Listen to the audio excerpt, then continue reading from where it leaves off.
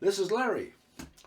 The topic today for the Philosophy of Education course, which course includes the learner, the curricula, and the teacher. Now we've had the two lessons, the learner and the curriculum already. And this one is on the role of the teacher and what is his job, especially in the classroom. Okay, first thing. Know the characteristics of your students. Now that was provided and discussed in the first lesson on the learner. But when you go into the classroom, first thing you should do or consider is look around at the students, and while you're interacting with them, see how Joe is over there, how Betty's over here, because they're all different. Now, let's assume this is a 9th grade class I'm talking about here, because that's kind of aimed at that. They will have different learning styles, remember? And they'll have different characteristics. Let me just briefly discuss the characteristics. Some will be tall, some will be short, some will be overweight, some will be skinny, some will have vision problems, some will have speaking problems. All of these I call characteristics. And then in the learning thing, remember, some of them will learn better by listening to you. Others will learn better by listening and reading. Others will learn by watching a video. And so these are the things you have to keep in mind. And then when they learn these concepts that you're trying to teach them, they have to produce, because that's what we really think about when we're teaching these children, these learners, that they're going to produce something. And they'll do that differently too. Some will be better writers, some will be better speakers, some won't be able to do anything too well. Okay, now let me I want to get into a typical week here, because you'll probably be required to write lesson plans. A lot of schools require their teachers to a lesson plan every day. When I was teaching that, especially in the elementary, they wanted a lesson plan. It was not very long, but at least to know what you're going to do. They had the objective on there. They had methods you're going to use, what other kind of instruments you need, or videos. Do you need audio tapes? Do you need some measuring devices? And they all kind of require that. And then what you're trying to accomplish today, and then how you'll evaluate it. Well, all right, I want to go through a typical week here. So day one, I would go in and I would have an article on the subject that you're teaching. Now I'm going to pretend like this is health. Where will I get the article? Well, I found you can get a lot of information from Mayo Clinic on the computer, on your cell phone, whatever. You can go to Google or YouTube or your local library. But get an article that takes about, have it 2 or 3 pages, because you have to give them enough time, say 20 minutes, if your class is 45 minutes long, about halfway through. And again, some of them will finish it in 5 minutes, and others will not finish it through the whole class. But at some point you draw the line, you say, well, okay, because you want to discuss this with them. So you say, okay, well, I'll give them about you'll have to kind of figure that out, 25 minutes of reading. Then when you get through, you start to discuss it and say, Johnny, and by the way, you don't call the name first. It was a trick I learned. You ask the question to the whole class. Name me one fact about health. And then you call on the student, because then they've all thought of the question before you named the person. And what we're trying to do here is, in that article, what facts did you get out of it? Did you, an opinion, you can have opinions too, but we're looking for facts. And that's what you want them to kind of pin down. So you'll say, what did you learn about the health of an 8th grader? What problems does he have? Joe. And then Joe probably won't know. So, okay, what about Betty? Well, Betty tells you. Well, 8th graders usually they're kind of bashful. Some of them are bullies. you know, they'll name the different things. And get into this questioning about that subject, because you're trying to get them to think. I have to come up with facts here, not just opinions. Some of them will have opinions, say, well, eighth graders are all obnoxious. Well, those are opinions. Those aren't facts. We need to get in facts, and your article should say that, or should state some of these, and it will. And again, you can get it from Mayo Clinic, Google, YouTube, library. Don't be afraid to go to this YouTube and the library. Now you might say, well, some of that information is inaccurate. Well, that's true, but we'll correct that. That's what we're discussing here, to talk about what facts did you get out of that article. Now, the reason I started the week with an article is so I could watch these students, because while they're reading, I can tell, oh, Bob back there, he's having trouble concentrating on the reading. So right away I know, hey, I've got to be aware of that and probably have to help him on that. Then there'll be Louis over here, and he's talking all the time, so he has trouble concentrating. But that's what you'll learn. And the first day, you want them to be concentrating, trying to concentrate on something. So that's why I picked an article that they have to read. Okay, day 2. Now, I've picked a video for this day. And where can you get a video on health for 8th graders? Again, go to Mayo Clinic. They got a library and a good one. Google, YouTube, or the library. And don't be afraid to use these. Why did I pick a video? Well, today I want them to be watching something, because then I can observe them and find out a little bit more about the characteristics. For example, you'll have a video, probably be 20 minutes or so, because you don't want to get it too long, because they'll lose interest in that. 20 or 30 minutes. Because remember, you're going to have a little discussion at the end of this one to try to gather some facts. So, introduce the video. You always want to do that. And you'll have a lesson plan for this day. That's what you'll put in your lesson plan. You having video on health, and we're trying to find some facts in there, and we'll have a discussion afterward. And that's kind of where you evaluate too, in the discussion. But okay, now they're watching the video, but it's a little different than from the first day where they were reading and concentrating. Here, they're watching that video, and you can kind of watch them and see, well, now Joe there, I think he's got an eye problem. He seems to be squinting or something. You know, that's what, look around. Your job is not to watch the video here, it's to watch the students to see, okay, what do I need to know about each one of these? Because in a way, a classroom, you have to individualize, because you should know every one of those students and where his problem is. You know, you can say, well, they're all 8th graders. They all think alike. Oh, no, they don't think alike. They don't act alike. Now, they do have some commonality, but they've got exceptions. And there's Phyllis over there, and she can't sit still watching that thing. And then others are squinting, trying to see it. So you might even solve the problem by, after you find out, hey, Joe can't see back there, put him in the front row, you know, and put the other one. And then Bill and Henry are talking over there all the time.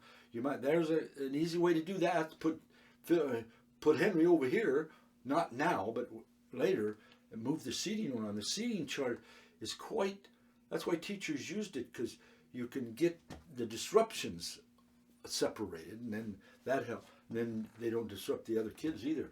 Okay, so get the video now. It'll take you're the one that has to decide, okay, I want to get the video on this now. I want some facts about the health of 8th graders. Let's keep it relevant. Health of 8th graders. So the video can, again, I want to repeat, Mayo Clinic, Google, YouTube, library, and now you can have the video or film playing, or you could even have it. Now, I don't know what your cell phone policy is, but if they all have cell phones, tell them, take that cell phone out and go to this. We're going to watch it. And they can watch it on there. Now, if you're against use of cell phone, then don't do that. But I'm not. I say, okay, use it, because I'm going to call on these people afterward. And that's another way. If they were using each on their own cell phone, you can say, okay, how's he concentrating? You know. Okay, and then when you get through with the video, you have a discussion. Okay, let's get some facts that you got out of that video. And I would put the facts on the board. I would write them on the board. And you only need about 5. But you're trying to get them to screen this information they're getting for facts, not for opinion. They got a lot of opinions, but on facts. Okay? Okay, day 3 now. Now I've introduced this approach. That you lecture them. Now you have to have read something before this on the health of an 8th grader. And so you'll have your lecture, but don't have, and why I lecture there, it might turn into a discussion, but try to just lecture to them, straight lecture for maybe 15, 20 minutes. Now, why did I pick this day rather than over there? Well, because while you're talking, you can walk around the class and see what is happening, but they're still listening, and you can check to see if they can hear, when you're behind them, how do they look, how are they acting.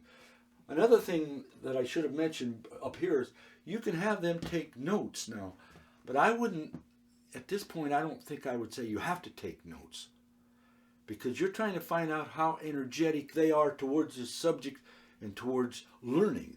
And if you force them to take notes, then it's a forced situation and you're going to have all kind of things.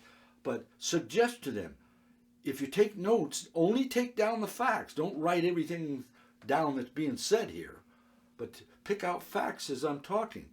And I suppose, you might only get 2 or 3 here. You might, and even if you use them, or 2 or 3 here, you don't need many from each one. But this would be the lecture thing. And then when you get through, you go back to the discussion. Okay, let's say something you said that it's found that teenagers, let's see, I can't think of any specific fact here, but teenagers are on the average 5 feet 4 inches tall, and girls are usually taller.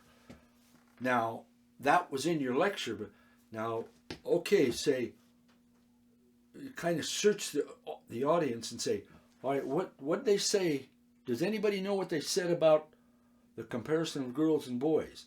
Now, this will tell you whether they're getting your information or not. And that's what you pick out a few beforehand to see if they got it. You'll have your questions. You'll know what you want there. And again, you can write these on the board now. Even though they've already taken notes, you can write them on the board. Okay, that's lecture. Where do you get the lecture? Well, you'll have to read something, get it out of one of these sources here. Day 4. Now, this could be Friday or Wednesday or whenever. I just put them in sequence. Okay, today we're going to have most of the time spent on discussion. But you also, at this point, will say, now we're going to discuss the information we got. We're looking for facts and opinions. But I want you, students, that's why we're discussing this, to prepare a plan for the use of this information. Because tomorrow when you come in, I would like you to present a plan on how to help 8th graders improve their health or maintain their health and improve it. So remember, that's what we're working on today. So you should be taking notes, because I'm going to call on you tomorrow and say, okay, what's your plan? How are you going to help us maintain our health? And that gets into diet, into exercise, into what you're eating. Are you exercising? Are you getting enough rest? That's what your plan's got to revolve around, because I want to hear. And if you say, well, I don't want to do it for 8th graders, okay, do it for your family. Prepare a plan to help either your family, this class. You may want to, maybe you've got uncles and aunts you'd like to talk about, or maybe you just take a hypothetical group. Or you might even pick one individual. But I'd like you to have a plan, and that's why we're going to discuss this today, how we'll get the plan in action and what you should include in it. Then I'll call upon you tomorrow to do that. Okay, so let's take a little look at this. All right, what would the plan do? Well, first you got to pick the group you're trying to help. You kind of think of yourself as a doctor. Okay, I got to help the patients. Even though they're not patients, they're your friends or they're your family. And you say, now what's all involved in health? That's what you got to think about. And remember, get these facts you gathered up here. If you don't have any facts, then we're going to have to do that sometime here between now and tomorrow, because you need some factual statements. You can't base it, well, I think Joe eats too much, or I think Bob doesn't exercise. You got to find out for sure. Okay, it's your family. Now maybe you got a couple of siblings, that is your brothers and sisters. Well, you can't just say, well, Joe doesn't run enough. Well, how much does he run? You got to find this out. Now, how will you calculate it? Ask him and say, okay, let's calculate how far do you walk in a day? Or you can easily go through and say, brother, I notice you eat the same thing every meal. You eat that candy. You can get this pinned down. And so we're getting ready for this plan that you're going to propose and offer tomorrow. And I'll be calling on you. Day 5.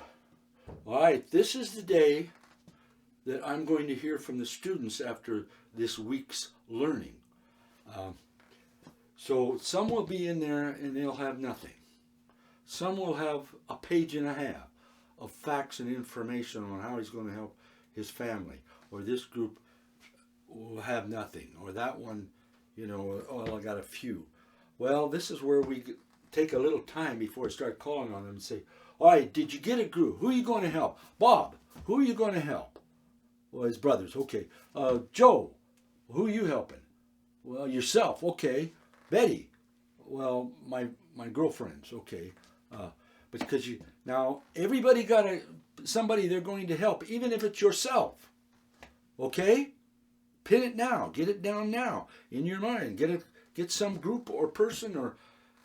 And I suppose you could go to your pets if you want to, because health includes all the living things. Okay, but get somebody now. All right, anybody have any problem? Okay, so once you feel comfortable that they have got somebody in mind, because to try to help a plan to help maintain health, if you don't have anybody you're going to help, it's pretty hard. It's just so general. So then we go in and say, okay, now we need some facts. Bill, do you have facts? What are your facts? And then he reads you out one. That's all he's got. Okay, Betty over here, she's quite a worker. Betty, what facts do you have? Now, you students don't have to have the same facts. You're going to have different facts. But I'm trying to help you out here. So if Betty's got something you like, could we use your, yeah? Okay, if Bob's got something that you like, all right, Betty, what's yours? So she names 3 or 4 because she's been studying. Then Phil over here, he comes up with some facts. Well, is that a fact or an opinion? All right, let me talk to your students here. We do have opinions, and some of them are okay. So let's try to keep in your outline here the facts and put some opinions down too. Now, what would opinion be? Well, opinions are usually ideas about health that haven't been proven or disproven, like it's good to eat these berries. Well, there may not even be any research on it, but that's all right. Put it down as an opinion, but if you don't feel it's a proven fact, then just keep it over here and the facts over here, because it seems like we should base our offer to help maintain health and improve health, base it on facts that's been researched by the health people, by people that are doing research in health and improving health. Okay, so list the facts and opinion. All right, now, have we got enough? If you say, well, I don't have anybody and I can't get any, then you better go back. Now, do you remember what notes you took here? Or go back to these things and but you have to have something here, because if you don't, then we're not accomplishing much. What we learn, or you could ask somebody else. Now let's take a few minutes to maybe work work on your plan now and interact. If you don't have any facts, go over there and talk to your buddy and see if he's got some. Or is that somebody want to volunteer some facts? Okay, so you give them a few minutes on that now. Then you say, all right now, okay, everybody okay? You ready? Because I'm going to call on somebody to present the plan. Now, it doesn't have to be a scientific plan that's, you know, we only had a few minutes here. Okay, Jennifer, let's hear what your plan is. Okay, then she says, well, I'm going to help my parents because my dad, he smokes and she's trying to get him off that with a proper diet and that. Okay, she talks to the class. Okay, good. All right, okay. Now okay, who else is next? Okay, Sam. Oh, you're going to help who? Oh, you got horses, Sam. Okay. And what's the problem now? All right, feed net. All right, okay. All right, everybody. Now, I would go through this now with every student because if you don't, they feel left out. Then collect these at the end, and it'll give you a good idea of, okay, where do they stand now?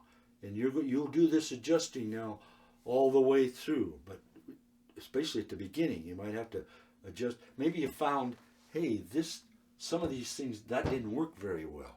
Well, then don't use it as much. Use the ways that they learn the most, and you'll know which you're probably going to have to adjust to maybe use them all, but that group of students there will find they'd rather have that.